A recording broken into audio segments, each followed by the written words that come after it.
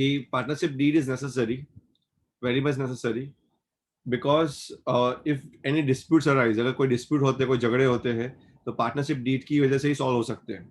सी agreement तो आप orally भी कर सकते हो, जी हमने समझा था, right. So in the absence of partnership और where it is silent, it does not have a clause in respect of the following matters. The provision of the Indian Partnership Act 1932 apply. जहां partnership deed silent है, right, सो वहां पे partnership act 1932 apply होती है, right. ये समझना बहुत जरूरी है.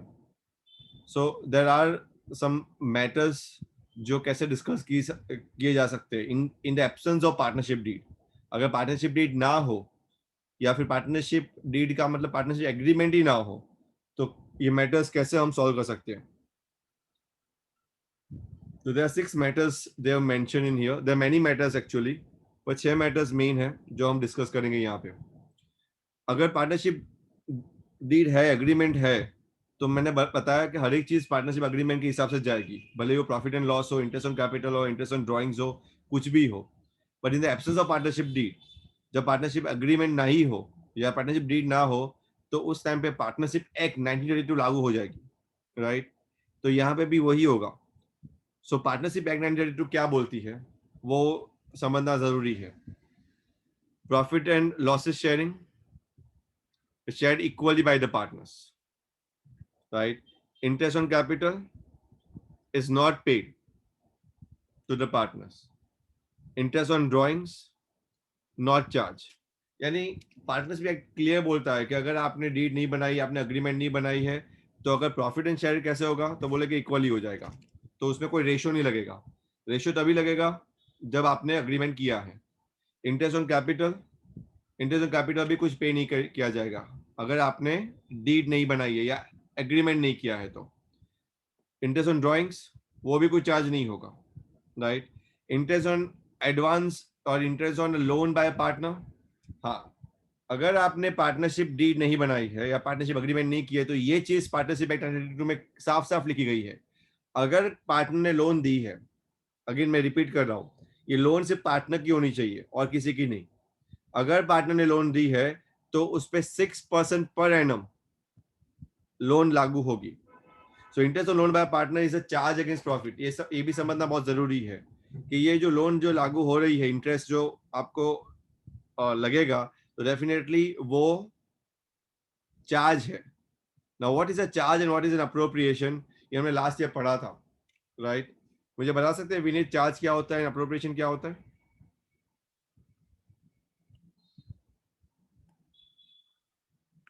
विनीत, हमने रिजर्व एंड सरप्लस में पढ़ा था विनीत, राइट.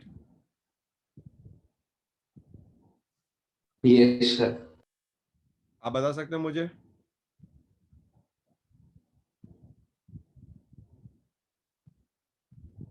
सर याद नहीं है.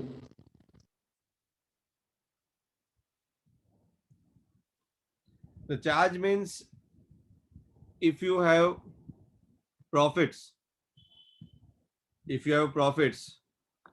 right, and then if something is a charge, it means the profit is reducing out of it. So charge से profit कम होता है, ये बात समझना बहुत जरूरी है. एंड अप्रोप्रिएशन से प्रॉफिट कम नहीं होता, जस्ट प्रॉफिट डिस्ट्रीब्यूट होता है. It's very important.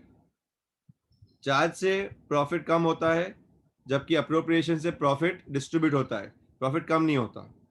Will understand this in detail, right, in the coming, because in here आपको एक और अकाउंट बनाने का है, जैसे जिसको बोलते हैं profit and loss appropriation account. Clear है?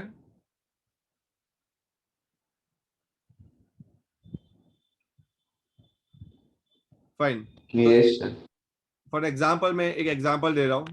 जैसे कि आप 6 पार्टनर हो और लेट्स से शुभ ने लोन दी है फर्म को, आपके फर्म को लोन दी है 1 लाख रुपए की. ये पार्टनर की लोन है, शुभ की लोन है. मैं बैंक की लोन की बात नहीं कर रहा हूँ, क्योंकि बैंक की लोन में ऐसा कुछ लगता ही नहीं है. अगर उसने लोन दी है शुभ ने, तो डेफिनेटली, और आप अग्रीमेंट करना भूल गए हो कि उसको क्या इंटरेस्ट देना है, राइट, कौन से कितने रेट पे देना है, then make sure, remember, then make sure you have to pay 6% rate, 6% आपको देना ही पड़ेगा. Are you getting it?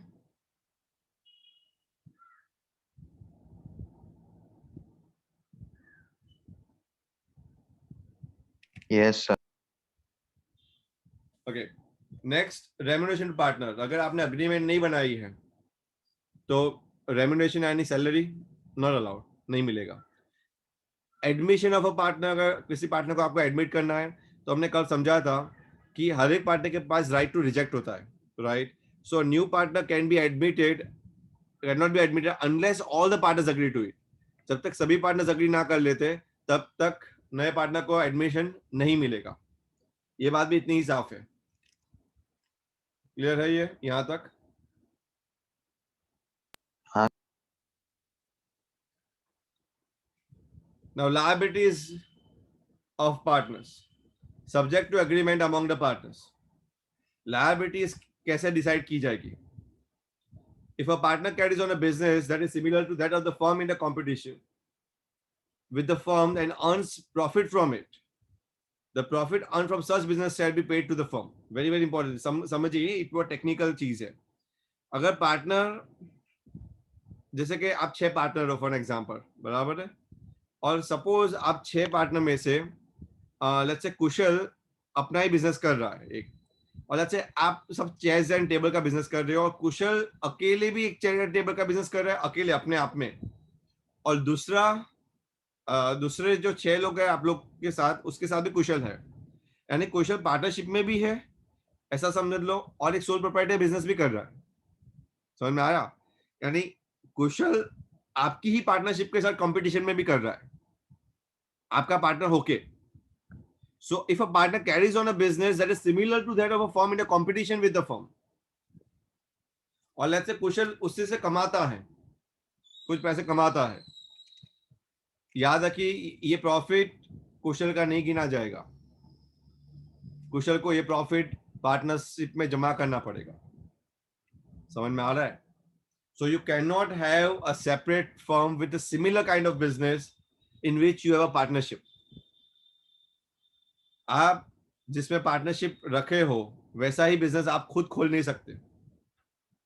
अगर आप खोलते हो और उसमें से कुछ कमाते हो तो वो पार्टनर्स को वापस देना पड़ेगा, क्योंकि इट विल बी कंसीडर्ड कि आप उसके बिहाफ पे ही बिजनेस कर रहे हो. I hope you understand this. Next, if a partner earns profit for himself from any transaction of the firm or from the use of the firm's property or business connection, the profit so on shall be paid to the firm.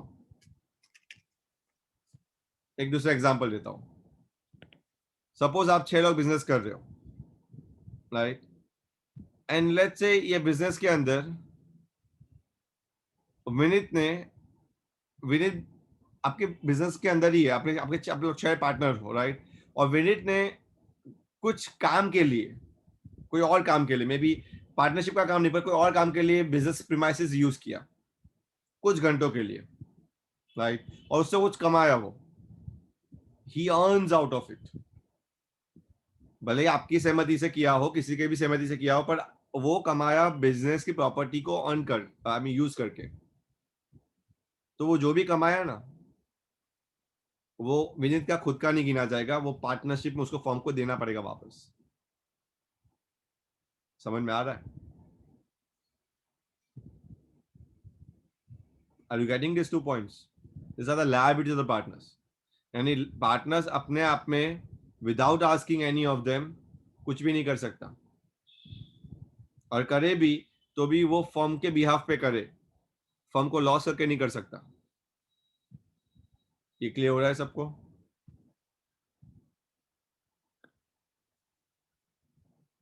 नहीं हो रहा तो please raise your hand, I will explain again with a finest example. Sir बोलो बेटा.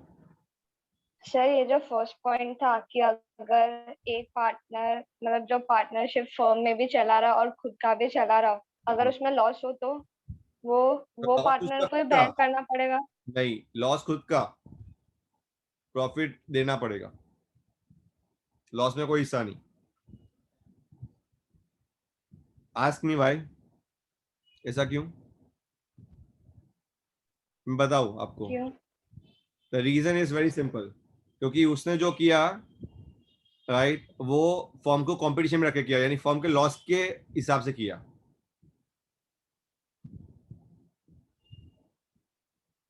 Are you getting it?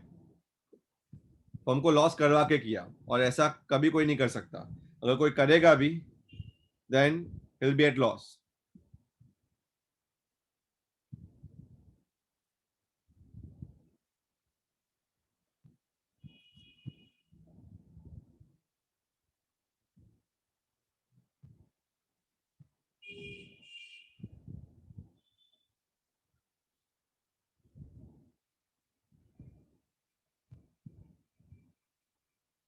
समझ में आ रहा है ये?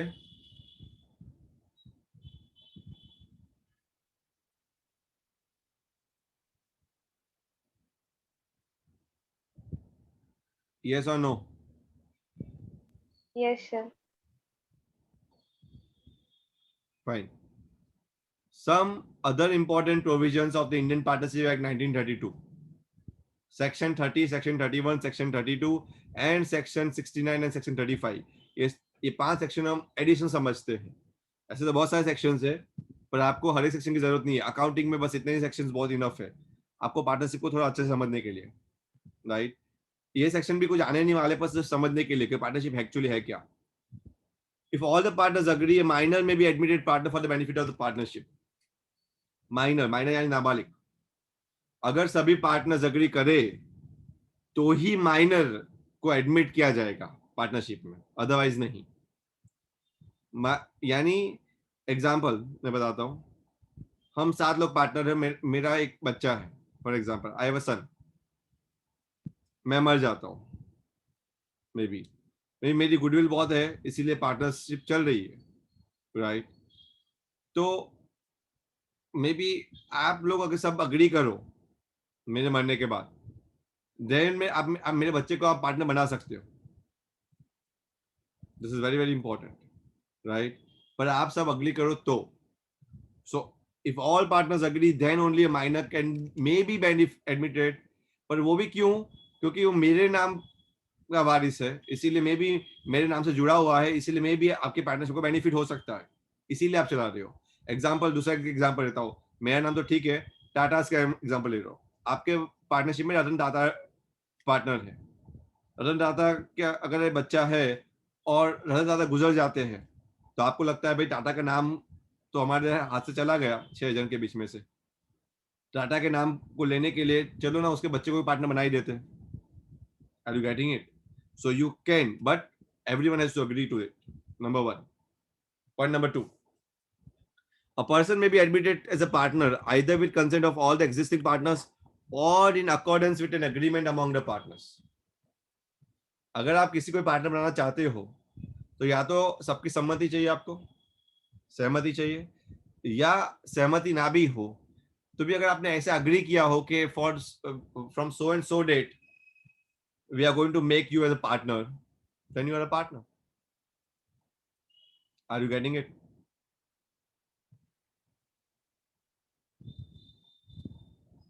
Yes, sir. Point number 3. A partner may retire from the firm either with the consent of all the other partners or in accordance with an agreement among the partners. Partner retire हो सकता है, मैंने जैसे बताया था कि retirement करना उसके हाथ में नहीं है, राइट। तो retirement, see the word retirement का मतलब होता है कि वो फ्रॉड भी कर सकता है, वो निकल भी सकता है, वो भाग भी सकता है, और इसीलिए मैंने आपको पहले भी समझाया है कि अगर रिटायर होना है तो उसको सबका कंसेंट चाहिए, और सबका कंसेंट के बाद भी मैंने ये भी बताया था कि he has to give a notice for 6 months, right, in a regional paper, in a state wide paper and a national wide paper, then and then only can retire, otherwise he cannot, right।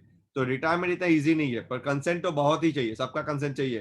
He can not just say कि मैं कल से नहीं आने वाला हूं, no, ऐसा तो चलेगा ही नहीं। Section 32, registration of the firm is optional and not compulsory. मैंने बताया जैसे कल कि आपको रजिस्टर करवाना हो तो करवाइए, नहीं करवाना तो मत करवाइए, बट ये ऑप्शनल है, ये कंपलसरी नहीं है. Point number 5, that is section 35. Unless otherwise agreed, unless otherwise agreed, अगर कुछ अग्री ना किया गया हो तो by partners in partnership deed, a firm is dissolved on the death of a partner. Firm उसी वक्त डिसॉल्व हो जाता है जिस वक्त पार्टनर मर जाता. कोई भी एक पार्टनर मर गया, अगर आप 6 पार्टनर हो और एक बंदा मर गया, फर्म उसी वक्त डिसॉल्व हो जाती है. इसका मतलब ये नहीं है कि पार्टनरशिप आप कंटिन्यू नहीं कर सकते, मेरी बात समझो. उसका मतलब ये है कि old partnership comes to an end, but if you want to continue new partner, तो 6 में से एक जन मर गया तो 5 जन वापस गैदर होकर पार्टनरशिप क्रिएट कर सकते हैं, but that will be a new partnership. The ratio will be new, everything will be new. समझ में आ रही है? Yes. राइट. ये एक्चुअली समझना इजी है, पर definitely when it comes to the application you will find the application a bit difficult. But it should be noted that the above provision of the Indian Partnership Act 1932 are applied when partnership deed does not exist, or when it exists but does not have a clause to this effect. चलिए देखते हैं illustration. Amrish, Lalit and Charu are partners in a firm without a partnership deed. Right? मुझे आप बताइएगा क्या क्या होगा. One by one मैं पूछूंगा. And I just want the cameras to be open for a while.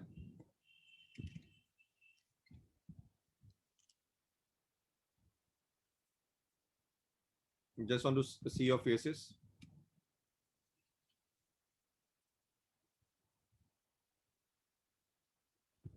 You need to answer. Everyone, Vinay, Jainesh, Vibhuti.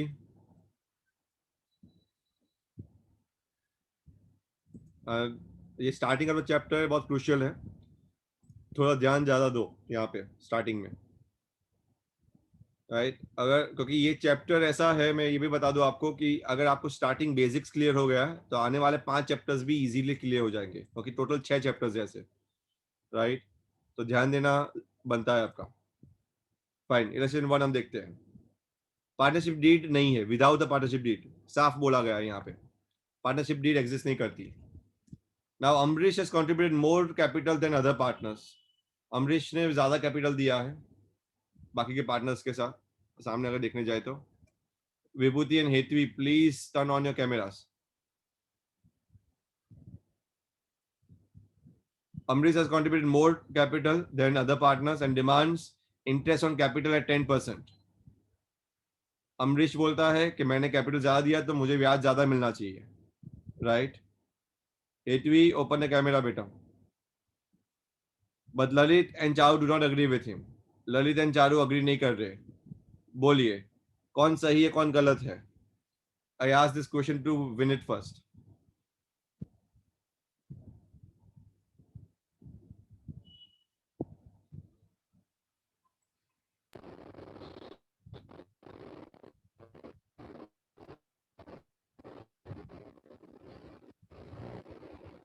Yes Vinit. Sir भले उसने कैपिटल ज्यादा दिया लेकिन इंटरेस्ट ऑन कैपिटल तो सबको सेम ही मिलेगा ना. क्यों? द रीजन, सिर्फ रीजन बताइए सिंपल. क्यों? Why is it so? Sir क्योंकि अमरीश ने खुद आगे जाकर उसने खुद मतलब उसने आगे से बढ़ाया. मतलब ऐसा तो बोला नहीं है कि कैपिटल बढ़ा सकते ऐसा थे. बोला नहीं, ऐसा नहीं बोलो. What you have to say is because the agreement doesn't say so. Agree क्या किया था उन्होंने? कि सभी फिक्स कैपिटल ही देंगे. अरे कुछ एग्री नहीं किया है. Without a partnership deed, again I am repeating it. They have not made an agreement only.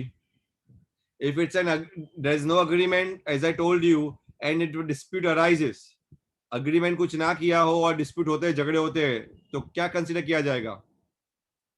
Interest on capital के मामले में हमने देखा ना 6 पॉइंट्स ऊपर. क्या क्या कवर किया जाएगा? Interest on capital will not be allowed. Yes, हाँ कि ना? Yes sir. See again I am repeating it, agreement हो और अग्रीमेंट में जो बोला गया हो तो अग्रीमेंट लागू होगी. In the absence of agreement, in the absence of deed, Partnership Act 1932 applies. सीधा पार्टनरशिप एक्ट 1932 लागू हो जाएगा. पार्टनरशिप एक्ट क्लियर बोलती है कि without any agreement there is no interest in capital to be allowed to partners. Are you clear with this, Vinit? Yes, sir. Next, I want to ask Jainish. Lalit devotes full time in the business and demands a salary of 5,000 per month. But Amrish and Charu do not agree with him. Lalit का एक बंदा है जो full time देता है, अपना पूरा दिन रात देता है काम के लिए, इसीलिए वो बोलता है कि मुझे 5,000 पर मंथ पगार तो मिलना ही चाहिए. पर अमरीश चारू ना बोल रही है. आपको क्या लग रहा है, क्या देना चाहिए अगर आप जज होंगे तो? सर नहीं देना चाहिए. क्यों? इक्वली शेयर होना चाहिए दोनों में, शेयर होगा तीनों में. क्या इक्वली शेयर होगा? 5,000 रुपये नो सर प्रॉफिट की तो बात ही नहीं की है. सिर्फ ललित डिमांड कर रहा है, आप जज हो, खटेरे में कड़े हैं दोनों, एक बाजू ललित है, दूसरी बाजू अमरीश एंड चारू है. आप बताइए मुझे कि क्या देना पड़ेगा उनको, ललित को सही मानो या अमरीश चारू को सही मानो? पैसा सुनाइए.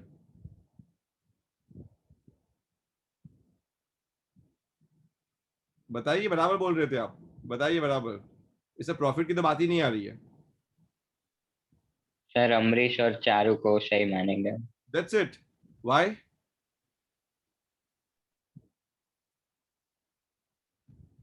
व्हाई बेटा?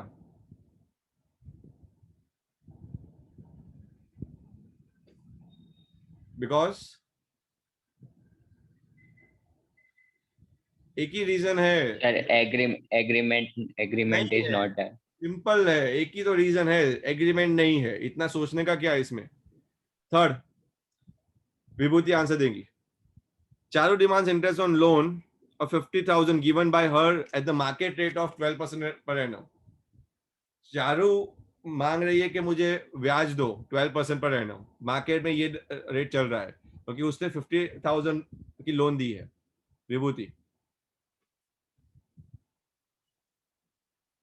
क्या पैसा सुनाओगे? सर सिर्फ उसको 6% मिलेगा क्योंकि अग्रीमेंट में कुछ लिखा नहीं है. Very good. So without any agreement or absence of agreement, it gets max 6% as per Partnership Act 1982, right? So in the absence of agreement, Partnership Act 1982 applies again. और एक्ट बोलती है कि मैक्सिमम 6% पर एनम उनको दिया जाएगा. Next, Shubh. Amrish has withdrawn 10,000 from the firm for his personal use. उसने कुछ drawing किया. Lalit and Charu demand that interest on drawing should be charge at 10% per annum. Lalit and Charu बोल रही है कि उसके पास 10% लो ब्याज. उसने उठा लिया पैसा 10,000. क्या करोगे Shubh? Sir no interest will be charge. Why? Agreement में नहीं दिया है. अग्रीमेंट में कुछ भी नहीं दिया है. That's true. Next, profit before taking into account of any of above claims was 50,000. Hetvi, 50,000 का प्रॉफिट हुआ बिजनेस में at the end of the first year of the business. और अमरीश बोल रहा है कि मुझे कैपिटल रेशियो में दो प्रॉफिट. हेतवी, क्या लग रहा है, कैसे दिया जाएगा प्रॉफिट? कैपिटल रेशियो में देंगे क्या हम?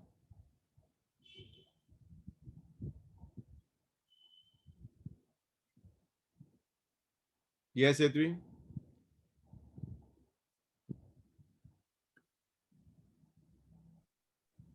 नो. व्हाई? सो कौन से रेशियो में देंगे हम? Hetvi, turn on camera.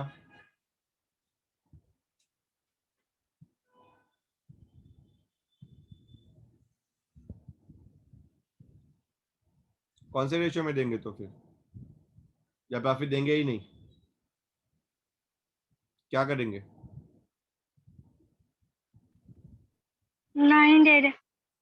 नहीं देंगे.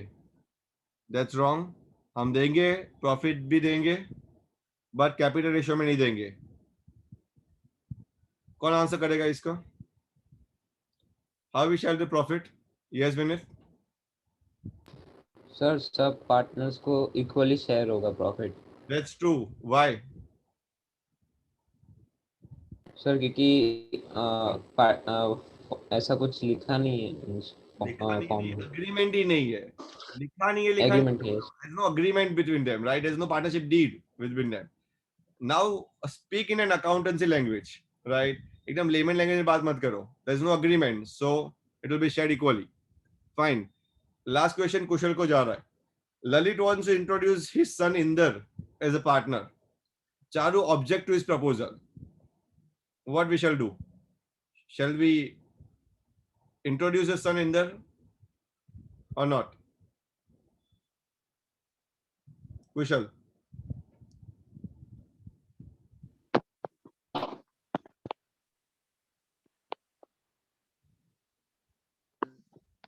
Say yes, sir. We introduce.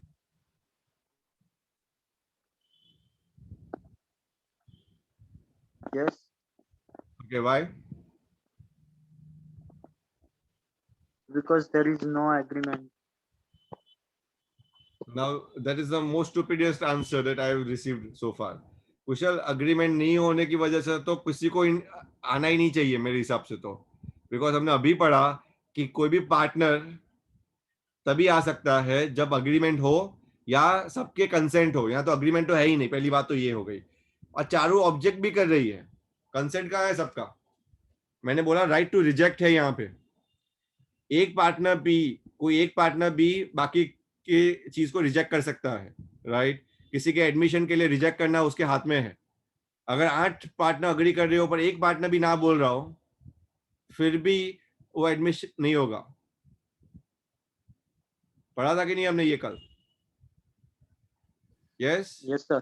So there is a right to rejection. Any one partner if disagrees, then also a new partner cannot be admitted.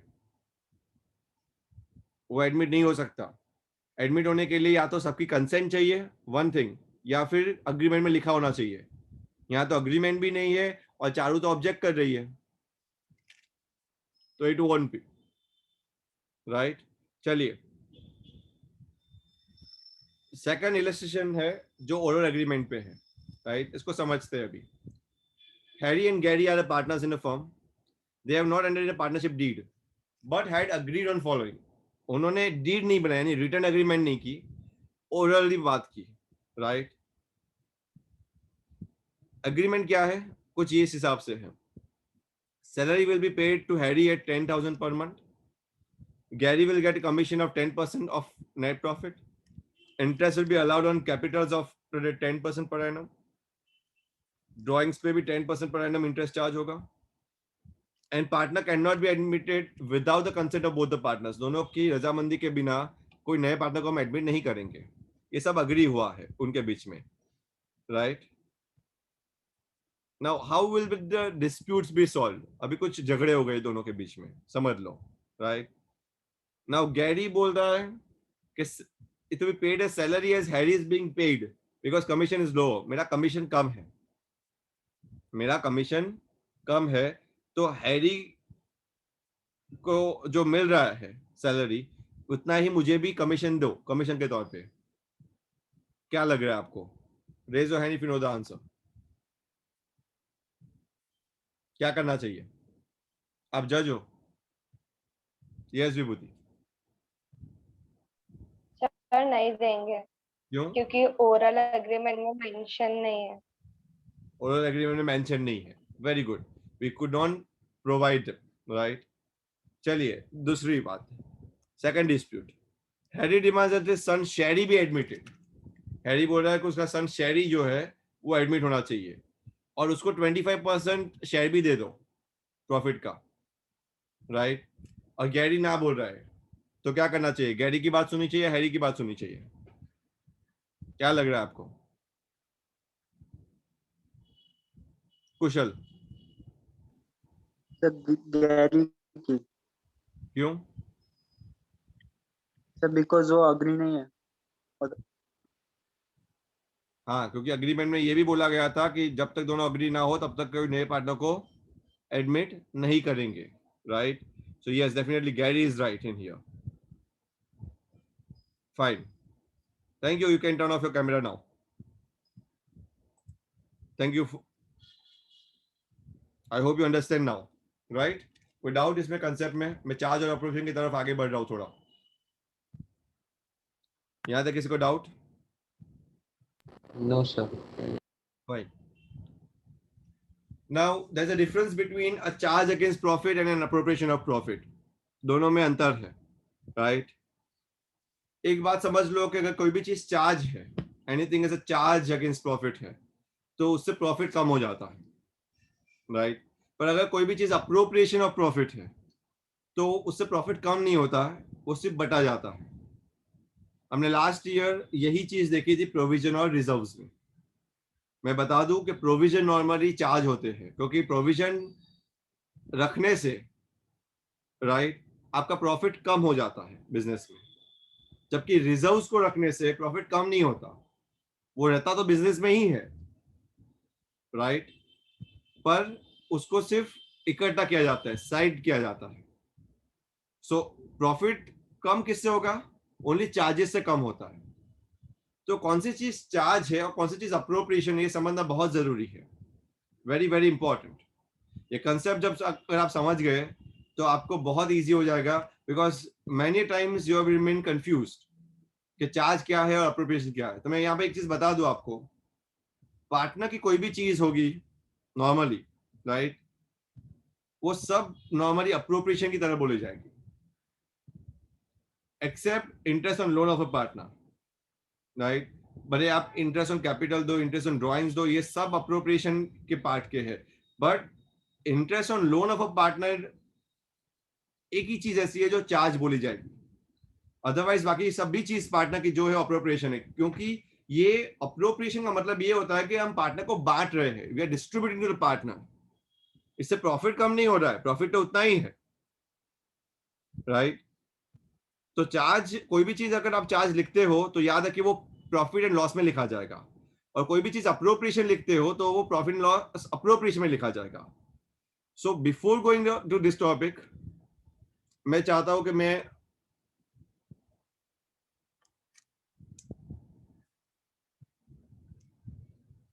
Just a minute,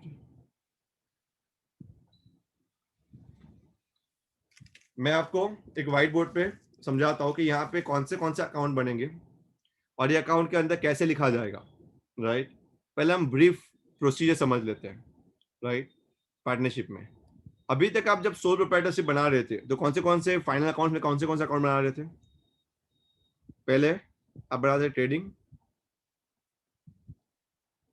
just a minute, मैं camera 2 minute के लिए of रख रहा हूँ क्योंकि मुझे थोड़ा अच्छे से लिख सकता हूं मैं. सो फर्स्ट है ट्रेडिंग अकाउंट, राइट? उसके बाद क्या बना देते आप? P&L account, right?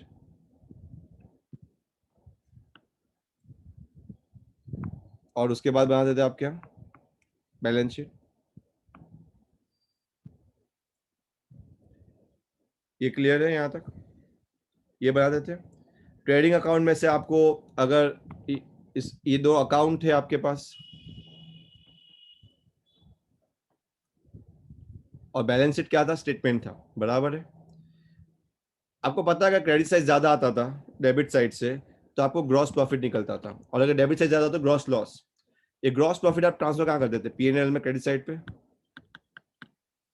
बाद में इसका टोटल निकाल देते आप और आपको क्या मिलता था? Net profit. और ये नेट प्रॉफिट कहाँ ट्रांसफर कर देते आप?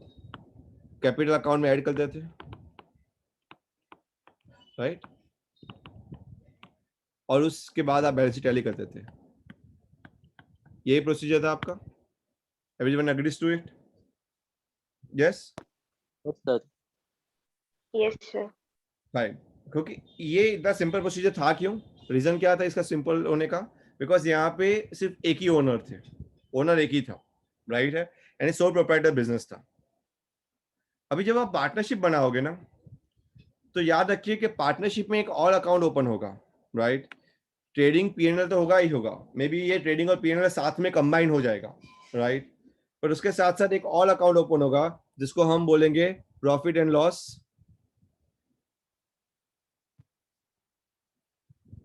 Appropriation, right. क्या बोलेंगे? Profit and loss. तो बैलेंस शीट को मैं थोड़ा नीचे कर देता हूं और यहां पे एक नया अकाउंट बनाता हूं जिसका नाम मैं देता हूं पीएनएल अप्रोप्रिएशन अकाउंट। ये अकाउंट पीएनएल और बैलेंस शीट के बीच में बनेगा। ये अकाउंट बनाने का रीजन क्या है, समझते इसको। जब आपका नेट प्रॉफिट निकलता है, राइट, तो ये नेट प्रॉफिट आप बैलेंस शीट में ट्रांसफर करने की बजाय आप कहां पे करोगे ट्रांसफर? पीएनएल अप्रोप्रिएशन में करोगे, right. The word PNL appropriation और पीएनएल, ये दोनों में अंतर क्या है? जो चीज आप पीएनएल में लिखोगे, प्रॉफिट एंड लॉस में लिखोगे, वो सभी चीज चार्ज होगी। क्या होगी? चार्ज। जो भी एक्सपेंसेस आप दिखाओगे पीएनएल में, वो सब कुछ चीज क्या बोला जाएगा? चार्ज। चार्ज क्यों? क्योंकि इसी से आपका प्रॉफिट कम होगा, क्योंकि इसमें जो भी चीज आप डेबिट करोगे, इसमें जो भी चीज आप डेबिट करोगे उससे आपका प्रॉफिट कम हो जाएगा और उसके बाद आपको मिलेगा नेट प्रॉफिट, बराबर है। ये नेट प्रॉफिट आप ट्रांसफर करोगे पीएनएल अप्रोप्रिएशन में। नाउ इसका नाम पीएनएल अप्रोप्रिएशन क्यों बोला गया है? बिकॉज यहां से जो भी आप डेबिट करोगे ना, इसमें से कुछ डेबिट करोगे तो वो उससे आपका प्रॉफिट कम नहीं होने वाला, प्रॉफिट तो उतना ही रहने वाला है। प्रॉफिट कम नहीं होगा, बस प्रॉफिट डिस्ट्रीब्यूट होगा। क्या होगा? डिस्ट्रीब्यूट होगा। तो यहाँ पे आप क्या लिखते हो पीएनएल अप्रोप्रिएशन में? तो यहाँ पे वो चीज लिखते हो जो डिस्ट्रीब्यूट करते हो, जैसे कि interest on capital, right. Interest on capital कौन किसको देता है, ये भी समझना जरूरी है। Who gives to whom? Okay, capital कौन किसको देता है? पहले ये बताया, कैपिटल कौन किसको देता है? Fast fast fast. Owner firm को। ओनर फर्म को जो देता है उसको कैपिटल बोलते हैं। तो इंटरेस्ट ऑन कैपिटल कौन किसको देगा? फर्म ओनर को, राइट, फर्म ओनर को। Everyone agrees to it?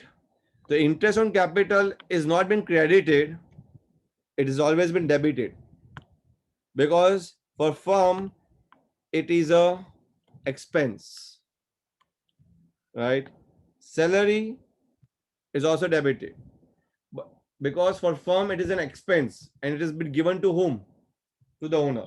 See, profit तो ultimately owner का ही है, प्रॉफिट तो अल्टीमेटली किसका है? ओनर का ही है। और इसीलिए आपने लिखा था लास्ट ईयर भी कि हम नेट प्रॉफिट कैपिटल में ऐड करते हैं, पर यहाँ पे ये ओनर की ही चीज हम दे रहे हैं ओनर को। पर डेबिट करने का मतलब ये होता है कि कौन से ओनर को कितना जाएगा वो दिखा रहे हैं हम। इंटरेस्ट ऑन कैपिटल कौन से रेट पे जाएगा, सैलरी कौन से रेट पे जाएगा, वो सब अग्री रेट पे जाएगा, राइट। तो ये डिस्ट्रीब्यूशन का पूरा प्रोसीजर है। सो पीएनएल अप्रोप्रिएशन जो बना रहे हैं हम, उसका मेन पर्पस इतना ही है कि हम ये डिस्ट्रीब्यूशन दिखा रहे हैं, राइट। अगर आपका कुछ कमीशन हो तो कमीशन दिखाएंगे, ये सब डिस्ट्रीब्यूशन दिखाएंगे।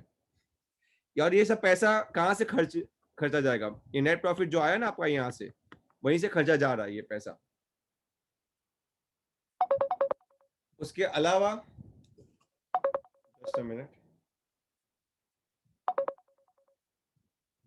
उसके अलावा interest on drawings,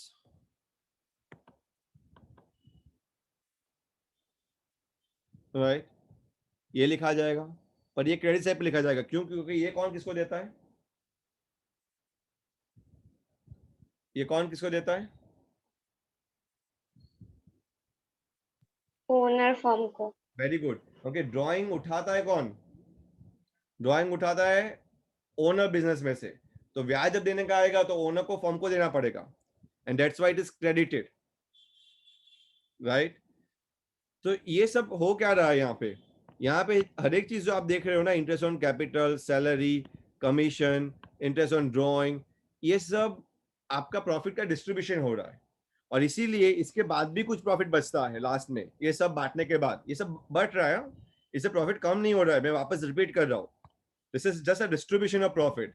it is not reducing the profit, और इसीलिए लास्ट में क्या आता है, नेट डिविजिबल प्रॉफिट, NDP,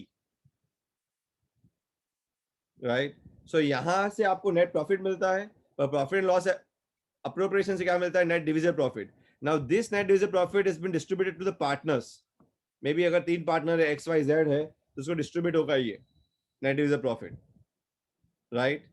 और उसके बाद इसके साथ साथ एक और अकाउंट बनाया जाता है नेट प्रॉफिट लॉस अप्रोप्रिएशन में, उससे साइमल्टेनियसली, जिसको हम क्या बोलते हैं, कैपिटल अकाउंट। यानी यहाँ पे हम उसे कैपिटल का हिसाब निकालेंगे और ये ट्रांसफर होगा कैपिटल अकाउंट, और ये कैपिटल अकाउंट का जो क्लोजिंग बैलेंस होगा लास्ट में, राइट, इसका जो क्लोजिंग बैलेंस होगा वो क्लोजिंग बैलेंस आपको लेना पड़ेगा वापस बैलेंस शीट में। समझ में आ रहा है? सो ये प्रोसीजर है। ट्रेडिंग में जीपी जो आएगा वो प्रॉफिट एंड लॉस में जाएगा, प्रॉफिट एंड लॉस में से नेट प्रॉफिट निकलेगा, वो जाएगा प्रॉफिट एंड लॉस अप्रोप्रिएशन में, प्रॉफिट एंड लॉस अप्रोप्रिएशन में नेट डिविजिबल प्रॉफिट निकलेगा, वो जाएगा कैपिटल में, और कैपिटल अकाउंट का जो क्लोजिंग बैलेंस होगा, राइट, वो आएगा बैलेंस शीट में।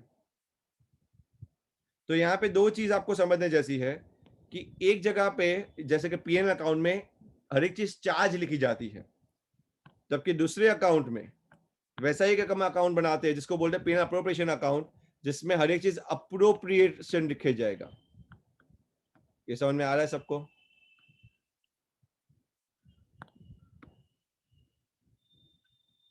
और अप्रोप्रिएशन का मतलब डिस्ट्रीब्यूशन।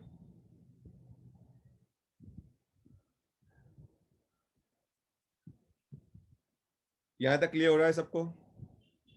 ये सिर्फ प्रोसीजर समझना है, डिटेल में तो हम और समझेंगे। बेसिक्स क्लियर हो रहा है यहाँ के प्रोसीजर का?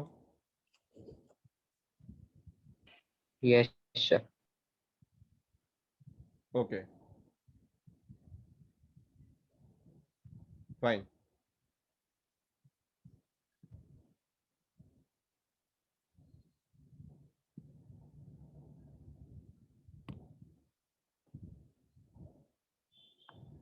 Let's move towards the distinction between charge against profit and appropriation against profit, right? ये दोनों के बीच में डिस्टिंक्शन समझ लेते हैं आज, right? और आज वहीं पे मैं स्टॉप करता हूँ, उसके बाद डिटेल में हम पढ़ेंगे चार्ज और अप्रोप्रिएशन, क्योंकि आपको ये समझना बहुत जरूरी है कि चार्ज क्या है चीज है और अप्रोप्रिएशन क्या है, राइट? अगर आपने ये दोनों को डिस्टिंक्शन अच्छे से समझ लिया देन डेफिनेटली बहुत कुछ सॉल्व हो गया। Let's understand. पेमेंट मेड और ड्यू टू अ पार्टनर में बी चार्ज अगेंस्ट प्रॉफिट और एन अप्रोप्रिएशन ऑफ प्रॉफिट। कोई भी पेमेंट होता है या पार्टनर को ड्यू होता है तो या तो वो चार्ज होता है या तो अप्रोप्रिएशन होता है। चार्ज अगेंस्ट प्रॉफिट का मतलब that it is an expense of the firm and is paid whether the firm earns a profit or incurs the losses. Charge यानी वो चीज भले ही फर्म कमाए कि ना कमाए आपको उसको देना ही पड़ेगा, right? This is what we call as a charge. जो भी चीज चार्ज होती है वो आपको पे करना ही पड़ता है, irrespective you earn, I mean irrespective you had a profit or you not have a profit. On the other hand, appropriation of profit means that they are allowed to the firm earns profit during the year. Appropriation इसको बोलते हैं कि वो allowed करते हैं whether the firm earns a profit or not earns a profit. So profit earn करोगे तो ही appropriation मिलेगा, अगर नहीं करोगे तो अप्रोप्रिएशन नहीं मिलेगा। फॉर एग्जाम्पल, अगर आपके पास प्रॉफिट ही नहीं है बांटने के लिए तो क्या बांटोगे? बाबा जी का सुन लो, कुछ भी नहीं बांट सकोगे आप, right? So appropriation happens only if there is a profit, but charge happens even if there is a loss. Loss है तो loss बढ़ जाएगा, पर charge तो लगाना ही लगाना है। Charge is something like a compulsion, expense है। Appropriation not compulsory. It is given only when you have a profit. ये समझ में आ रहा है? So interest on loan, rent payable to a partner, manager's commission, ये सब चार्ज है। चार्ज होने का मतलब they are payable whether the firm earns profit और इनकर्स लॉसेस। दूसरी तरीके से देखने जाए तो salary commission to the partners, interest on capital to the partners, transfer of profit and reserves. अगर हम रिजर्व में कुछ प्रॉफिट भी ट्रांसफर कर रहे हैं तो ये सब अप्रोप्रिएशन है। ये तभी हो पाएगा जब प्रॉफिट होगा। समझ में आ रहा है ये सबको?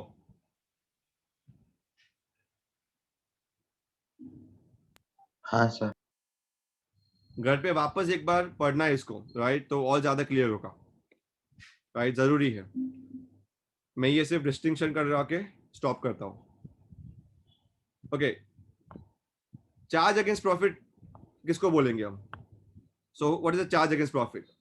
सो charge against profit is always an expense, right? और एक्सपेंस कोई भी चीज होती है, it means it deduction from revenue, इसी से आपको प्रॉफिट और लॉस मिलता है। Appropriation is not deducted, it is a distribution of a net profit, and when something is distribution of a net profit, right, of the year among under heads as per the partnership deed, right, वो different heads में partnership deed में दिखाई जाएगी distribution. ये और ये मैं बता दूं मैं आपको कि जो चार्ज होता है वो दिखाया जाता है कहाँ पे? प्रॉफिट एंड लॉस में। जबकि अप्रोप्रिएशन होता है कहाँ दिखाया जाता है? प्रॉफिट एंड लॉस अप्रोप्रिएशन में। प्रायोरिटी, चार्ज पहले चार्ज होता है, यानी मैंने बताया आपको कि सबसे पहले हम क्या चार्ज डालते हैं, कहाँ पे डालते हैं अमाउंट? पीएनएल में, उसके बाद पीएनएल अप्रोप्रिएशन में डालते हैं। तो चार्ज पहले अलाउड होता है, बिफोर अप्रोप्रिएशन। जबकि अप्रोप्रिएशन का मतलब डिस्ट्रीब्यूशन कब होता है प्रॉफिट का? सब चार्जेस माइनस होने के बाद, यानी it is appropriated after accounting of all charges. Rent paid to a partner, interest on loan by partner, ये सब कुछ चार्ज है, ये अप्रोप्रिएशन नहीं है, याद रखिए ये चार्ज है। अगर पार्टनर लोन लेता है और उस पर आप पेमेंट करते हो तो वो चार्ज होगा, वो अप्रोप्रिएशन नहीं है। जबकि salary to partners, interest on capital, transfer profit to general reserve, ये सब अप्रोप्रिएशन है। ये सब क्या है? अप्रोप्रिएशन।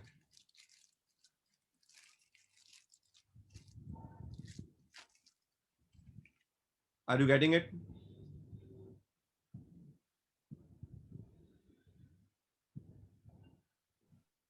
Yes, sir.